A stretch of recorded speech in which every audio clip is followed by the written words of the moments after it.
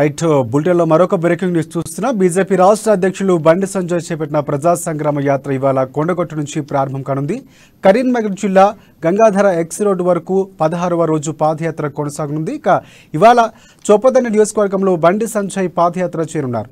చొప్పదండి నియోజకవర్గంలోని Pudur, Venkatayapalli, X road, అలాగే ఇస్లాంపూర్, నమిలికొండ, తుర్కాసినగర్, అలాగే గంగాధర ఎక్స్ రోడ్లో పాదయాత్ర కొనసాగనుంది. దాదాపుగా 15 కిలోమీటర్ల వరకు ఇవాళ పాదయాత్ర చేరున్నారు బండి సంజయ్. ఈ నెల 15న కరీంనగర్ ఎస్ఆర్ఆర్ కళాశాలలో యాత్ర ముగింపు సభ జరగనుంది. సభకు బీజేపీ జాతీయ అధ్యక్షులు జేపీ నడ్డా హాజరు కానున్నారు.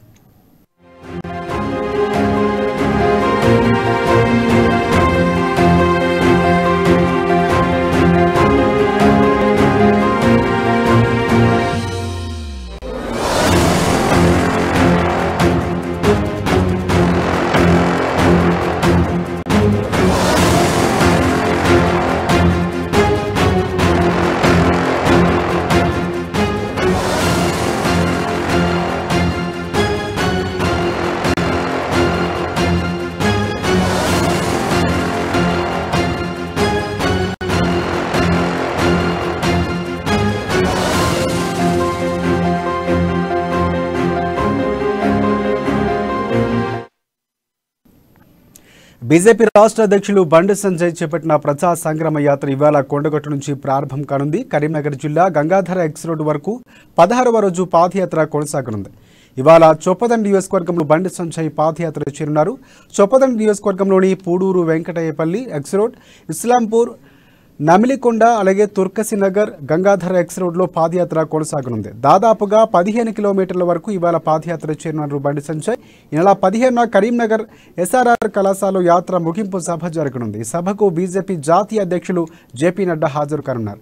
ఇదే అంశాలకు సంబంధించి మరింత సమాచారం అందించడానికి మా బ్యూరో చీఫ్ కృష్ణమూర్తి లైన్లో ఉన్నారు. Thank you Rajasekhar. బీజేపీ రాష్ట్ర అధ్యక్షుడు బండి సంజయ్ చేపట్టిన 5వ విడత ప్రజా సంగ్రామ యాత్ర ఈ నెల 15వ ముగిసింది. ఈ యాత్ర మొత్తంగా అంటే ముందుగా నిర్ణయించిన ప్రకారంగా 222 కిలోమీటర్లు జరపాలని నిర్ణయించారు.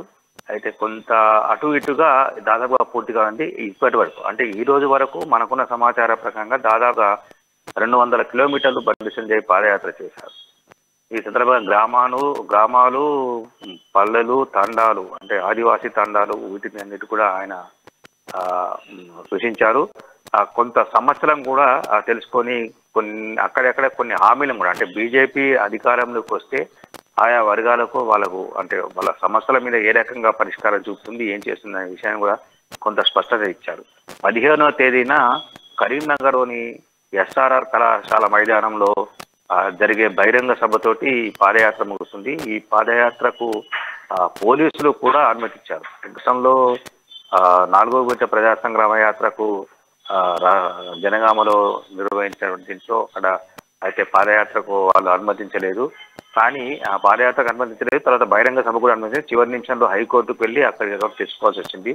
అయితే 5వ విడత ప్రజా సంగ్రామ యాత్ర ప్రారంభంలో కూడా రాష్ట్ర ప్రభుత్వం కొన్ని ఆంక్షలు విధించింది. పోలీసులు కొంత బైన్సా తదితర ప్రాంతాల్లో కొంచెం సున్నితమైన ప్రాంతం కాబట్టి అక్కడ పాదయాత్ర చేయడం, అక్కడ పాదయాత్ర ప్రారంభించడం కొంచెం ఇబ్బందికరంగా ఉంటుంది. మాకు శాంతి భద్రత సమస్యలు కొంచెం తలెత్తే అవకాశం ఉన్నాయని వాళ్ళు చెప్పడంతో హైకోర్టుకు వెళ్ళి బైన్సా కాకుండా బైన్సాకు 3 కిలోమీటర్ల దూరంలో నుంచి పాదయాత్ర చేసుకోవచ్చు, బహిరంగ సభ నిర్వహించుకునే ఆంక్షలతోటి అక్కడ మొదలైనటువంటిది. అయితే చివరి క్షణంలో కరీంనగర్ బహిరంగ సభ కూడా ప్రభుత్వం కానీ పోలీసులు కానీ ఏమైనా ఆంక్షలు విధిస్తారా, నిషేధం విధించి సభ అడ్డుకుంటారా అని అన్నప్పటికీ చివరి నిమిషంలో కరీంనగర్ సిపి అంటే నిన్న సాయంత్రము ఇచ్చారు. ఈ రోజు కూడా పొద్దున కూడా కరీంనగర్ సిపి కొన్ని ఆంక్ష అంటే రెచ్చగొట్టే ప్రసంగాలు చేయొద్దు, ఎవరిని కించపరిచే వ్యాఖ్యలు చేయొద్దు, పరిమిత సంఖ్యలో బహిరంగ సభ నిర్వహించుకునే ఆంక్ష అని అనుమతిచ్చారు.